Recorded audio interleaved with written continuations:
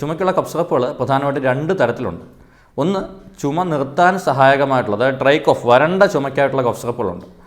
അതിനെയാണ് ആൻറ്റി ടസീവ്സ് എന്ന് പറയുക. അല്ലെങ്കിൽ ഡ്രൈ കോഫിനുള്ള മറ്റ് ചില ആൻറ്റി അലർജിക് മെഡിക്കേഷൻസ് കണ്ടെയ്ൻ ചെയ്തിട്ടുള്ള കഫ് സിറപ്പുകളുണ്ട്. മനസ്സിലാക്കേണ്ട സംഗതി, അറ്റ്ലീസ്റ്റ് 3 മുതൽ 6 മാസത്തിനിടയ്ക്ക് AC ഫിൽറ്ററുകൾ കൃത്യമായ തോതിൽ മാറ്റുകയോ ക്ലീൻ ചെയ്യുകയോ ചെയ്യുക. ഉള്ളിലെ കഫം നിറഞ്ഞിരിക്കുകയും കഫക്കെട്ട് ഉള്ളിൽ അടങ്ങിയതിന് ശേഷം അത് മറ്റ് അണുബാധകളിലേക്ക് വഴിവെക്കുകയും ചെയ്യും.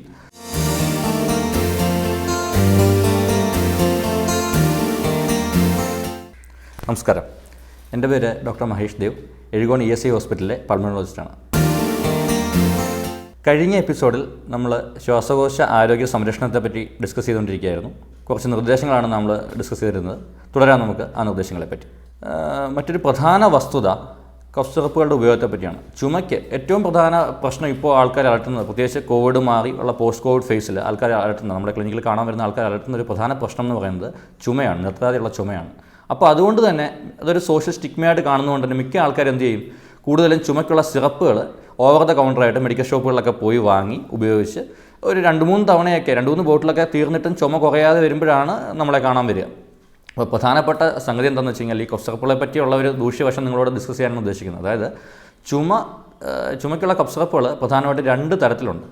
ഒന്ന് ചുമ നിർത്താൻ സഹായകമായിട്ടുള്ള, അതായത് ഡ്രൈ കോഫ്, വരണ്ട ചുമയ്ക്കായിട്ടുള്ള കഫ് സിറപ്പുകളുണ്ട്.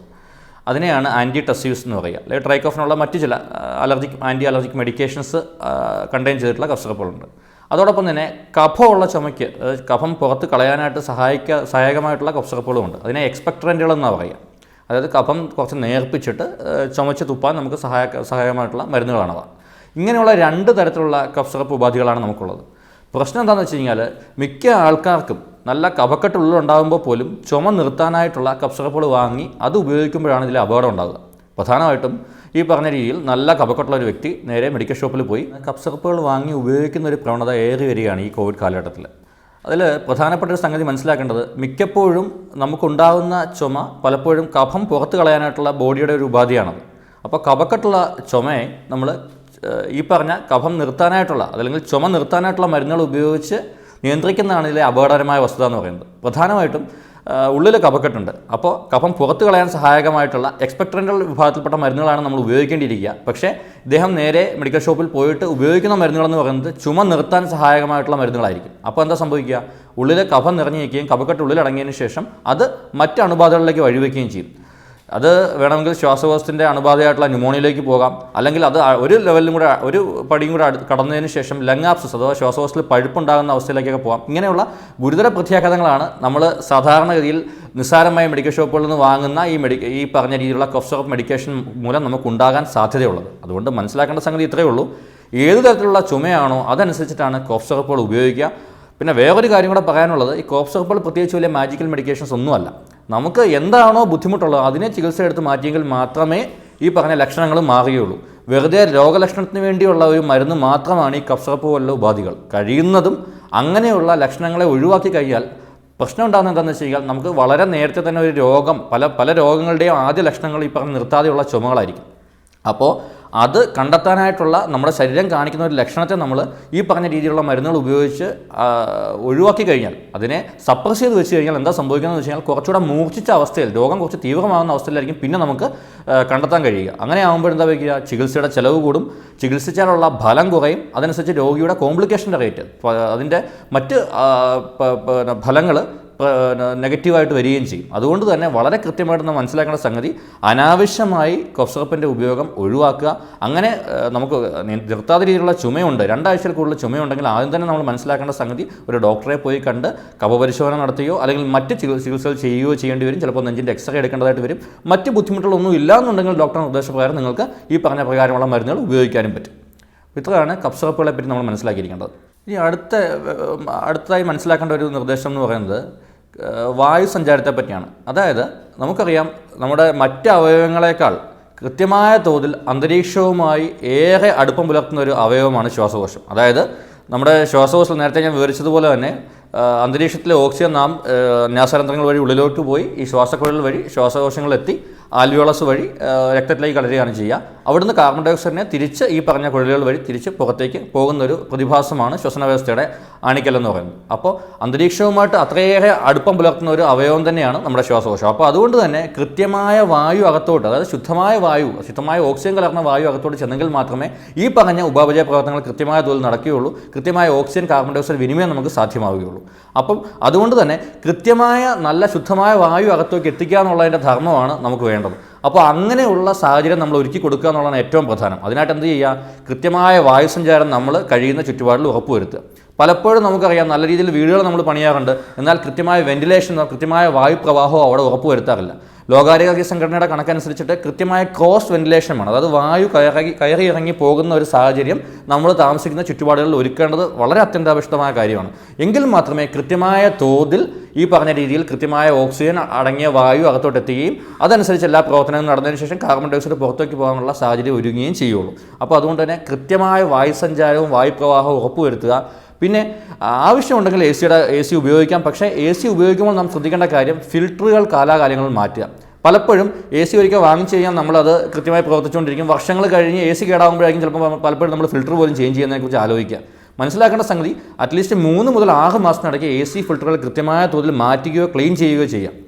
ഞാൻ നേരത്തെ പറഞ്ഞതുപോലെ കഴിഞ്ഞ എപ്പിസോഡിൽ പറഞ്ഞിട്ടുണ്ടായിരുന്നു അലർജി ട്രിഗേഴ്സിനെ പറ്റി. അതായത് നമ്മുടെ പൊടിയോ പുകയോ മറ്റ് റൂമിലുള്ള മറ്റ് കാര്യങ്ങളോ അങ്ങനെയുള്ള ഡസ്റ്റ് മൈറ്റ്സ് പോലെയുള്ള കണ്ടൻസ് ഈ വായുപ്രവാഹത്തിൽ ടർബുലന്റ് ഫ്ലോയിൽ അത് ഫിൽറ്ററുകളിൽ സെറ്റിലായിരിക്കാനുള്ള സാധ്യതയുണ്ട്.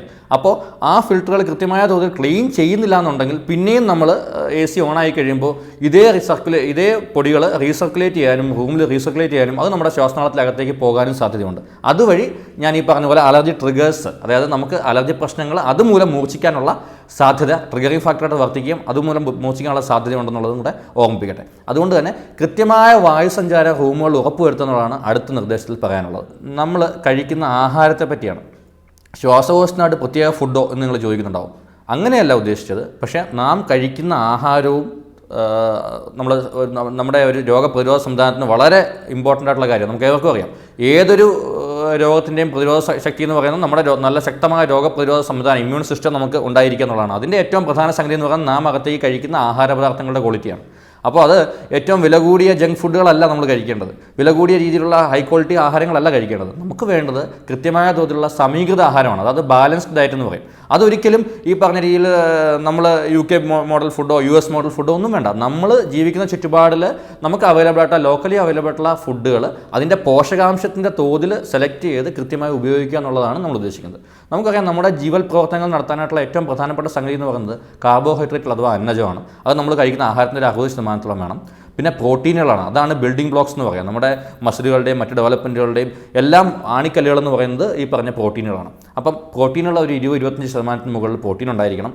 പിന്നെ ആളുടെ വെയ്റ്റിനനുസരിച്ചും മറ്റ് ആരോഗ്യസ്ഥിതി അനുസരിച്ചും മറ്റ് അവയവങ്ങളുടെ ക്ഷമത, അതായത് ലിവർ, കരളിൻ്റെ സംബന്ധമായിട്ടുള്ള ക്ഷമത, കിഡ്നി സംബന്ധമായിട്ടുള്ള ക്ഷമത, ഇതൊക്കെ അനുസരിച്ച് ചില ഏറ്റക്കുറച്ചിലുകൾ ഇതിനകത്ത് ഉണ്ടാവും. എങ്കിലും ജനറലി മറ്റ് പ്രശ്നങ്ങളൊന്നും ഇല്ലാത്തൊരു വ്യക്തിക്ക് വേണ്ടുന്ന ഫുഡ് പ്ലേറ്റിൻ്റെ കോൺസെപ്റ്റാണ് ഞാനിവിടെ വിവരിക്കുന്നത്. അപ്പോൾ 25% മുകളിൽ പ്രോട്ടീൻ ഉണ്ടായിരിക്കും, 25-30% വരെ. പിന്നെ ഫാറ്റ്, കൊഴുപ്പുകൾ. അത് ഫാറ്റ് എന്തിനാണ് കഴിക്കുന്നത് എന്ന് ചിന്തിച്ച് കഴിഞ്ഞാൽ നമുക്ക് പല ജീവൽ പ്രവർത്തനങ്ങളും ഉപാപചയ പ്രവർത്തനങ്ങൾക്ക് അത്യന്താപേക്ഷിതമായ സംഗതിയാണ് ഫാറ്റ്. അത് സെൻസിബിളായിട്ടുള്ള തോതിൽ ഒരു 15% വരെ നമുക്ക് ഉപയോഗിക്കാവുന്നതാണ്. ഇതോടൊപ്പം തന്നെ വൈറ്റമിൻസും മിനറൽസും അത്യാവശ്യമായിട്ടുണ്ടാവണം. പിന്നെ നന്നായിട്ട് വെള്ളം കുടിക്കണം. നല്ല ആരോഗ്യവാനായ ഒരു വ്യക്തി 1.5 മുതൽ 2 ലിറ്റർ വരെ വെള്ളം നിർബന്ധമായിട്ടും കുടിക്കണം. ഇവിടെ എക്സെപ്ഷൻസ് ഉണ്ട്. ഹൃദയ സംബന്ധമായിട്ട് ഹൃദ്രോഗമുള്ള ആൾക്കാർ, അല്ലെങ്കിൽ കിഡ്നി സംബന്ധമായിട്ടുള്ള രോഗമുള്ളവർ, അല്ലെങ്കിൽ കരൾ സംബന്ധമായിട്ടുള്ള രോഗമുള്ളവർക്കൊക്കെ ഡോക്ടർ പറയുന്ന നിർദ്ദേശപ്രകാരം അതിനനുസരിച്ചുള്ള ഫ്ലൂയിഡ് റെസ്ട്രിക്ഷൻസ് ഉണ്ടാവും. അപ്പോൾ അത്രയും വെള്ളമേ അവർക്ക് ഉള്ളിലോട്ട് എടുക്കാൻ പറ്റുള്ളൂ. അവരൊഴിച്ചുള്ള ബാക്കിയുള്ളവർക്കെല്ലാം ഈ രീതിയിൽ തന്നെ കൃത്യമായൊരു സമീകൃത ആഹാരം ഉണ്ടായിരിക്കണം. അതോടൊപ്പം തന്നെ നന്നായിട്ട് വെള്ളം കുടിക്കുകയും വേണം. പിന്നെ വേറൊരു സംഗതി ഉള്ളത്, അത് ഈ കോവിഡ് കാലഘട്ടത്തിലാണ് കൂടുതലും കണ്ടുവന്നത്.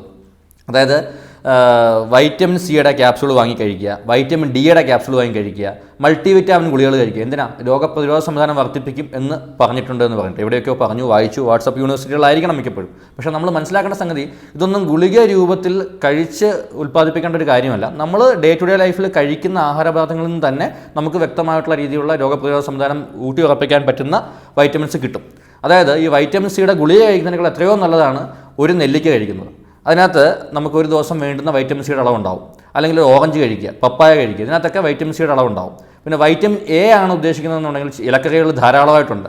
അപ്പോൾ അത് കൃത്യമായിട്ട് നമ്മുടെ ആഹാര പദാർത്ഥത്തിൽ ഉൾപ്പെടുത്തിയാൽ മതിയാവും. കാൽഷ്യം ആണെങ്കിൽ മുട്ടയുടെ വെള്ളക്കരുവിലോട്ടുണ്ടാവും. പിന്നെ വൈറ്റമിൻ ഡി ആണെന്നുണ്ടെങ്കിൽ രാവിലെയുള്ള വെയിൽ, അതായത് രാവിലെ ഒരു 8-9 മണി തൊട്ട് ഒരു 3 മണി വരെയുള്ള വെയിൽ കൊള്ളുന്നതിൻ്റെ ഭാഗമായിട്ട് നമ്മുടെ വൈറ്റമിൻ ഡി നമ്മുടെ സ്കിന്നിൽ കൺവേർഷൻ നടക്കും. അങ്ങനെ active form of vitamin D നമുക്ക് കിട്ടുകയും അത് എല്ലുകളുടെ ബലത്തിനൊക്കെ സഹായമാവുകയും ചെയ്യും. അപ്പോൾ ഇങ്ങനെ ഒരു ഫുഡ് കോൺസെപ്റ്റാണ് നമുക്ക് വേണ്ടത്. ചുരുക്കി പറഞ്ഞാൽ ഒരു ഫുഡ് പ്ലേറ്റ് കോൺസെപ്റ്റ് എന്ന് തന്നെ പറയും. അതായത് നമ്മൾ എടുക്കുന്ന ഫുഡിനകത്ത് നമ്മൾ 4 പോർഷനായിട്ട് തിരിക്കാൻ പറ്റുകയാണെങ്കിൽ അതിൻ്റെ ഒരു പോർഷനായിരിക്കണം ചോറ്, അല്ലെങ്കിൽ നമ്മൾ അന്നജമുള്ള ആഹാരം, ചോറോ ചപ്പാത്തിയോ എന്താണെന്ന് വെച്ച് കഴിഞ്ഞാൽ ധാന്യങ്ങൾ രൂപത്തിലുള്ള ആഹാരങ്ങൾ. ഒരു ഭാഗം എന്ന് പറയുന്നത് വെജിറ്റബിൾസ് ആയിരിക്കണം, പല തരത്തിലുള്ള പച്ചക്കറികൾ. അത് ലോക്കലി അവൈലബിൾ ആയിട്ടുള്ള നമുക്ക് ഏതൊക്കെ നമ്മുടെ ഏരിയയിൽ കിട്ടുമോ അത് നമുക്ക് ഉപയുക്തമാക്കാം. അടുത്തൊരു പോർഷൻ എന്ന് പറയുന്നതാണ് ഫ്രൂട്ട്സ്, പഴങ്ങൾ. അതും ഈ പറഞ്ഞ രീതിയിൽ പപ്പായോ പേരയ്ക്കയോ മാതള നാരങ്ങയോ ഏതാണോ നമുക്ക് അവൈലബിൾ ആയിട്ടുള്ളത് അത് ഉപയോഗിക്കാം. അടുത്തൊരു പോർഷൻ എന്ന് പറയുന്നത് ഈ പറഞ്ഞ പ്രോട്ടീൻ്റെ സ്രോതസ്സുകളായിട്ടുള്ള മുട്ടയോ മീനോ ഇറച്ചിയോ, കഴിയുന്നതും ഇറച്ചി രൂപത്തിലൊക്കെ ഉപയോഗിക്കുമ്പോൾ അതൊക്കെ കറി വെച്ച് ഉപയോഗിക്കാൻ ശ്രദ്ധിക്കുക, ഇറച്ചിയോ മീനോ. എന്നാൽ മാത്രമേ അതിൻ്റെ പൂർണ്ണമായ ഗുണം നമുക്ക് കിട്ടുകയുള്ളൂ. അതിൽ തന്നെ റെഡ് മീറ്റിൻ്റെ ഉപയോഗം മാക്സിമം കുറയ്ക്കുക, പ്രധാനമായിട്ടും ഈ ബീഫ്, മട്ടൺ അങ്ങനത്തെയുള്ള കാര്യങ്ങൾ. എന്നാൽ ചിക്കൻ നമുക്ക് ഉപയോഗിക്കാവുന്നതാണ്, പ്രത്യേകിച്ച് സ്കിന്ന് നീക്കിയ ചിക്കന് പ്രോട്ടീൻ്റെ നല്ലൊരു സോഴ്സാണ്, അപ്പോൾ അത് ഉപയോഗിക്കാൻ പറ്റും. അപ്പോൾ ഇത് വളരെ കൃത്യമായ തോതിൽ ഈ ഒരു ഫുഡ് പ്ലേറ്റ് കോൺസെപ്റ്റ് നമ്മൾ ഉപയോഗിക്കുകയാണ്. പലപ്പോഴും ഞാൻ ഈ കാര്യം പറഞ്ഞപ്പോൾ 4-1 ചോറെന്ന് പറഞ്ഞപ്പോൾ തന്നെ നമ്മൾ നെറ്റി ചുളിച്ചാണ്. കാരണം എന്ന് വെച്ച് കഴിഞ്ഞാൽ നമ്മൾ മലയാളികളുടെ ഒരു ഫുഡ് പ്ലേറ്റിനകത്ത് ഏറ്റവും വലിയ കോൺസെപ്റ്റ് എന്ന് പറഞ്ഞാൽ ഈ പറഞ്ഞ ചോറ് ഒരു 3-4 തവി എടുത്തെങ്കിൽ, അല്ലെങ്കിൽ കപ്പ ഒരു 2 തവി കഴിച്ചെങ്കിൽ മാത്രമേ നമുക്കൊരു തൃപ്തി വരുള്ളൂ. പക്ഷേ നേരെ മറിച്ച് ഈ രീതിയിലാണ് നമ്മൾ കഴിക്കുന്നതെങ്കിൽ, പലപ്പോഴും ഞാനിതിനകത്ത് ഇപ്പോൾ മുട്ട എന്ന് പറയുമ്പോൾ മിക്ക ആൾക്കാരും നെറ്റി വിളിക്കുകയോ മുട്ട കഴിക്കണം, മുട്ട കൊളസ്ട്രോൾ അല്ലേ എന്ന്. നേരെ മറിച്ച് ഈ പറഞ്ഞ രീതിയിൽ കാർബോഹൈഡ്രേറ്റിൻ്റെ കാര്യമായൊരു സോഴ്സ് നമ്മുടെ ഉള്ളിൽ എത്തിക്കഴിഞ്ഞാൽ അത് തന്നെ കൺവേർട്ട് ചെയ്ത് നമുക്ക് ഫാറ്റ് ഡെപ്പോസിഷനായിട്ട് മാറാൻ സാധ്യതയുണ്ട്. അതുകൊണ്ട് തന്നെ മുട്ടയിലൂടെ അല്ല ശ്രദ്ധിക്കണം, മുട്ട വഴി നല്ല രീതിയിൽ മുട്ടയുടെ വെള്ളക്കരുവാണ് കഴിക്കുന്നതെന്നുണ്ടെങ്കിൽ കാൽഷ്യത്തിൻ്റെ ഒരു സോഴ്സാണ്. മുട്ടയിലെ കൊളസ്ട്രോളും നല്ല ഗുഡ് കൊളസ്ട്രോളാണ്. നമുക്ക് അറ്റ്ലീസ്റ്റ് മറ്റ് പ്രശ്നങ്ങളൊന്നും ഇല്ലാത്തൊരു വ്യക്തിയാണെങ്കിൽ ഒരു ദിവസം ഒരു മുട്ട കഴിക്കാൻ പറ്റും. പക്ഷേ ഈ പറഞ്ഞ രീതിയിൽ ഈ മുട്ടയോടൊപ്പം മറ്റ് ആഹാര പദാർത്ഥങ്ങളും റെഡ് മീറ്റും എല്ലാം കൂടെ കഴിക്കുമ്പോഴാണ് നമ്മുടെ ട്രൈഗ്ലിസറൈഡും കൊളസ്ട്രോളിൻ്റെ ലെവലും ഒക്കെ അനിയന്ത്രിതമായിട്ട് കൂടുകയും ഹൃദയാഘാതം പോലത്തെ അവസ്ഥകളിലേക്ക് നയിക്കുകയും ചെയ്യും. അപ്പോൾ സെൻസിബിളായിട്ടുള്ളൊരു ഫുഡ് പ്ലേറ്റ് കോൺസെപ്റ്റ് നമ്മൾ കൊണ്ടുവരിക എന്നുള്ളതാണ് ഏറ്റവും പ്രധാനം. അപ്പോൾ സമീകൃത ആഹാരം ശീലമാക്കുക, കൃത്യമായി വെള്ളത്തിൻ്റെ കാര്യം ഞാൻ പ്രത്യേകം പറഞ്ഞു, ഒരു 1.5-2 ലിറ്റർ വെള്ളം നിർബന്ധമായും കുടിച്ചിരിക്കണം. പിന്നെ ഒരു കാര്യം കൂടി ഇതിനോടൊപ്പം ചേർത്ത് വായിക്കാനുള്ളത്, നമ്മുടെ മോഡേൺ മെഡിസിൻ പ്രകാരം നമുക്ക് യാതൊരു പഥ്യമോ മറ്റു കാര്യങ്ങളോ ഇല്ല. പിന്നെന്താ ഡോക്ടർ ഇത് പറയുന്നതെന്ന് ചോദിച്ചു കഴിഞ്ഞാൽ തണുത്തതും പുളിയുള്ളതും ആഹാരം പൂർണ്ണമായിട്ടും കുറച്ചൊന്ന് ഒഴിവാക്കാൻ ഞാൻ പ്രത്യേകിച്ച് പേഷ്യൻറ്റിനോട് പറയാറുണ്ട്. അത് എല്ലാ ആൾക്കാർക്കും അല്ല, അലർജി പ്രശ്നങ്ങൾ അലട്ടുന്ന ആൾക്കാരില്ല. കാര്യം അതൊരു ട്രിഗറിങ് ഫാക്ടറായിട്ട്, നേരത്തെ പറഞ്ഞൊരു ട്രിഗറിങ് ഫാക്ടറായിട്ട് മാറും. അപ്പോൾ ഒരുപാട് തണുത്തതും പുളിയുള്ളതുമായ ആഹാരം നമ്മൾ കഴിക്കുന്നതിൻ്റെ ഭാഗമായിട്ട് ചില ആൾക്കാരിൽ അസിഡിറ്റി പ്രശ്നങ്ങൾ വർദ്ധിക്കാം, അല്ലെന്നുണ്ടെങ്കിൽ തൊണ്ടയിൽ ചെറിയ നീർക്കെട്ടുണ്ടാക്കാൻ സാധ്യതയുണ്ട് ഒരുപാട് തണുത്ത വെള്ളം ഫ്രിഡ്ജിൽ നിന്നൊക്കെ എടുത്ത് കഴിച്ചു കഴിഞ്ഞാൽ. അപ്പോൾ അത് നമ്മുടെ ഡിസീസ് കണ്ടീഷൻ ഒന്ന് വേഴ്സൺ ചെയ്യാനും അതുവഴി നമുക്ക് ബുദ്ധിമുട്ട് കൂട്ടാനും സാധ്യതയുണ്ട്. ചില ആൾക്കാരിൽ സ്ഥിരമായിട്ട് അസിഡിറ്റി പ്രശ്നങ്ങളുള്ള ആൾക്കാരിൽ ഈ പറഞ്ഞ രീതിയിൽ ഒരുപാട് പുളിയുള്ള ആഹാരമോ എരിവുള്ള ആഹാരമോ കഴിച്ചു കഴിഞ്ഞാൽ ആ പ്രശ്നം മൂർച്ഛിക്കുകയും അതുവഴി ചിലപ്പോൾ ഒരുപക്ഷെ ശ്വാസകോശത്തിലേക്ക് ആസ്പിറേഷൻ പോലത്തെ പ്രശ്നങ്ങളൊക്കെ ഉണ്ടാവാം, അതുവഴി കോംപ്ലിക്കേഷൻസ് ഉണ്ടാവാം. ഇങ്ങനെയുള്ള കാര്യങ്ങൾ വെച്ചതുകൊണ്ട് മാത്രമാണ് ഒരുപാട് തണുത്തതും പുളിയുള്ളതുമായ ആഹാരം ഒഴിവാക്കുക, ഒരുപാട് എരിവുള്ളതുമായിട്ടുള്ള ആഹാരം ഒഴിവാക്കുക എന്നുള്ളൊരു നിർദ്ദേശം കൂടെ ഈ ഒരു അവസരത്തിൽ നമുക്ക് ഡിസ്കസ് ചെയ്യേണ്ടതായിട്ടുണ്ട്. അപ്പോൾ ഈ എപ്പിസോഡിൽ നാം ഡിസ്കസ് ചെയ്ത നിർദ്ദേശങ്ങൾ പ്രധാനമായിട്ടും കഫ് സിറപ്പുകളുടെ അനാവശ്യ ഉപയോഗത്തെപ്പറ്റിയും പിന്നെ സമീകൃത ആഹാരത്തിൻ്റെ പ്രാധാന്യത്തെപ്പറ്റി, കൃത്യമായ വെള്ളം കുടിക്കേണ്ടതിനെപ്പറ്റി, അതുപോലെ തന്നെ തണുത്തതും പുളിയുള്ളതുമായ ആഹാരം കുറച്ചൊന്ന് ഒഴിവാക്കുന്നതിനെപ്പറ്റി, ഇങ്ങനെയുള്ള നിർദ്ദേശങ്ങളാണ് നമ്മുടെ ശ്വാസകോശ ആരോഗ്യത്തിൻ്റെ സംരക്ഷണത്തിന് വളരെ സഹായകമായിട്ടുള്ളത്. അപ്പോൾ അടുത്ത നിർദ്ദേശങ്ങളുമായി അടുത്ത എപ്പിസോഡിൽ നമുക്ക് കാണാം. നന്ദി, നമസ്കാരം.